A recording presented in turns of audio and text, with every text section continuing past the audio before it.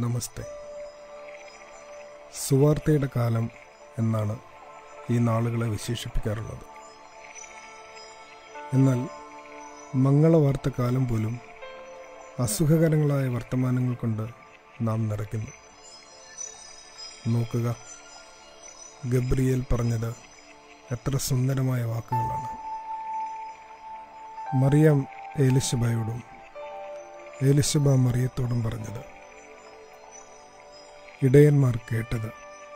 Joseph മറിയത്തോട് പറയാതെ പറഞ്ഞ തുണയാകൽ. എത്രമാത്രം നല്ല വാർത്തകളാണ് തിരുജനനത്തിൻ്റെ പരിസരങ്ങളിൽ അത്രയും. പക്ഷേ വ്യസനം മറ്റൊന്നുമല്ല സ്നേഹിത. നമ്മുടെ പൊട്ടച്ചൊല്ലുകളുടെയും ചീത്തത്തരങ്ങളുടെയും പ്രളയത്തിൽ സുവിശേഷം തന്നെയല്ലേ തമസ്കരിക്കപ്പെടുക? Are we spreading gospel or gossip? നമുക്ക് ഷെയർ ചെയ്യാൻ ദുർനടപ്പുകളുടെ ചരിതങ്ങളും മുൻവിധികളും മാത്രമേ ഉള്ളൂ. പണ്ട് പാടിയ പാട്ട് ഓർമ്മപ്പെടുത്തട്ടെ. ദൈവമേ കൈതൊഴാം കേൾക്കുമാറാകണം. നല്ല വാക്കോതുവാൻ ത്രാണിയുണ്ടാകണം. നല്ല കാര്യങ്ങളിൽ പ്രേമമുണ്ടാകണം. കൃത്യങ്ങൾ ചെയ്യുവാൻ ശ്രദ്ധയുണ്ടാകണം. സത്യം പറഞ്ഞിടാൻ ശക്തിയുണ്ടാകണം. ഒരു മാളികയുടെ മുകളിൽ കയറിയിരിക്കുന്നത് കൊണ്ട് കാക്കയെ ആരെങ്കിലും ഗരുഡനെന്ന് പറയുമോ? പൊക്കം കൂടിയ സ്ഥാനത്ത് കയറിയിരുന്നാൽ ആരും ശ്രേഷ്ഠരാകുന്നില്ല. ഉത്തുംഗത്വം ലഭിക്കേണ്ടത് ഗുണങ്ങളെ കൊണ്ട് വേണം.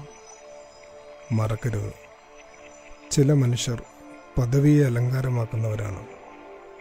മറ്റു ചിലർ പദവിക്ക് ഒരലങ്കാരമാണ്.